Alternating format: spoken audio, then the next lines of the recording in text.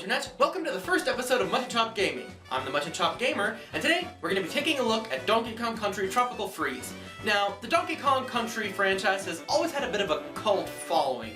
There was the 3 games on the Super Nintendo, and the one on the N64, but other than that, there's no real true sequel to it. And this is going to be the first Donkey Kong Country game I've ever beaten, despite playing them on emulators and on the 3DS. And so, without any further ado, let's get started and let's take a look at Donkey Kong Country Tropical Freeze, exclusive for Nintendo's Wii U. Let's start with the narrative, seeing as it's the simplest thing to talk about. It's Donkey Kong's birthday, and at his party are Diddy Kong, Dixie Kong, and Cranky Kong. They're all having a good time till we see that Arctic Vikings known as Snowmads are coming to conquer Kong Island. Or should I say islands, plural, because after their leader sends an Articuno to freeze our heroes home, the Kongs get blasted to another island entirely. Now it's up to the Kong family to make their way across 6 islands to stop the invaders and save their home. It's a simple narrative, no twists or turns are seen, but Nintendo doesn't normally have epic stories. Sometimes they do, but they prefer to draw the player in with gameplay and aesthetics. Speaking of aesthetics, this game is very beautiful.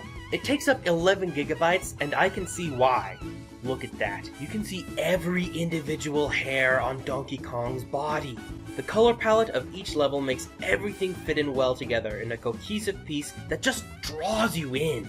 I've always liked vivid colors in HD, and this game really does its best to showcase the power of the Wii U. The fact that it can render DK's body hairs in real time really does prove that the Wii U is not weak. However, there is one flaw in the aesthetics. While the music doesn't offend the ear, none of it is really catchy. Nintendo games, especially Donkey Kong Country, are known for beautiful pieces of music that you could put on a CD and listen to over and over again. For me, the only songs I can remember are those remastered from older Donkey Kong Country games, the opening from When the Vikings Attacked, which is occasionally used in the last few levels of the game, and the title theme. Heck, the title theme is so good, Nintendo decided to make it play in the Wii U eShop for a while.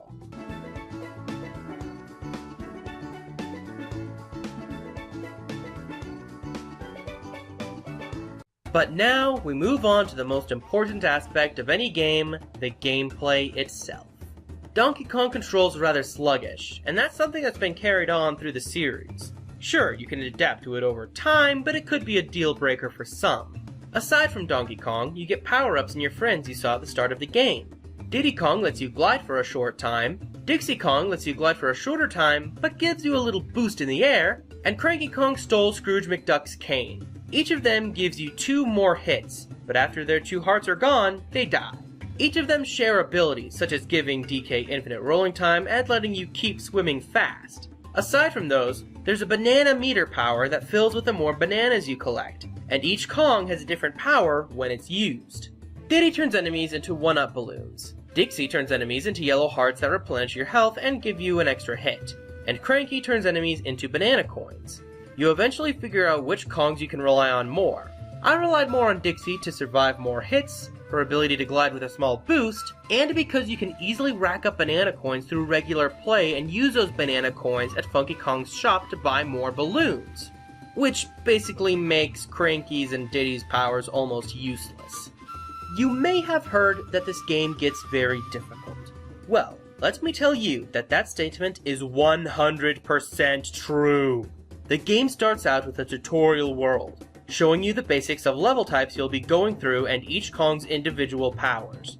You then face your first boss, showing that every boss has 3 rounds and every round ends when you hit the boss 3 times.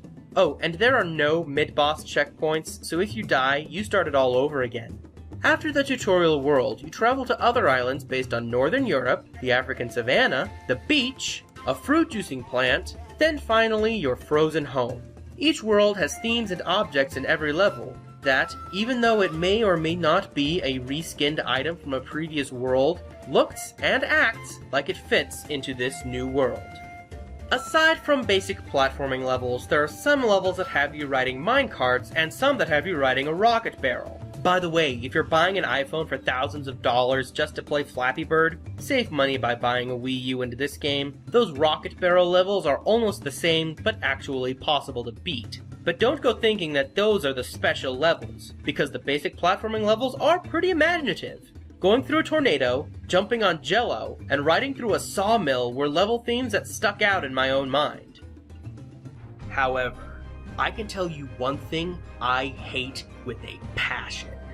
The water world. Let me tell you, the underwater controls are bull crap. You have to swim fast in order to dodge the crap they throw at you, but you can only turn in any direction immediately if you're swimming slowly.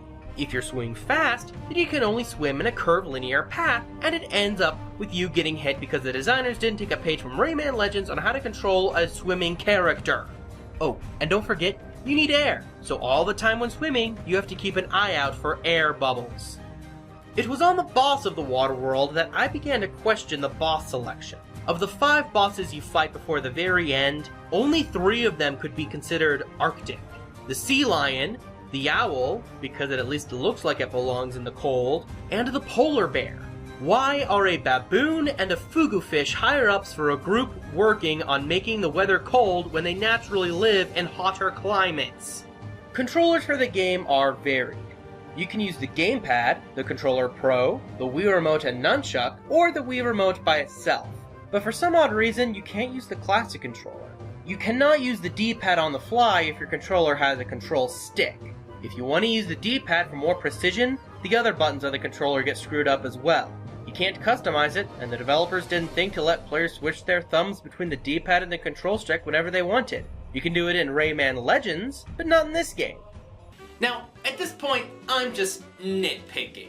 Whatever control scheme you pick, however you play, whether on TV or on the gamepad itself, you're gonna have fun with this game. I mean, I had fun, and I rage quitted a few times when I was in the middle of playing it. So, with everything in mind, I give this game a, let's go with a B+. Because they do a lot right in the game, and it does everything that I can't really chastise it for as much, but there's still just enough flaws to keep it from being in that A range of games. So, that's it, and see you all next time. Oh, and if you disagree with me, you have to watch the crappy cartoon.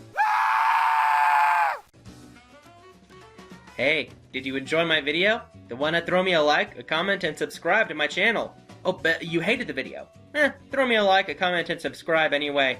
I'm gonna do my best to keep these coming every week, but if you're looking for something to watch next, why not click here to watch some game theory? Or maybe here to watch extra credits. They're both pretty dang good shows.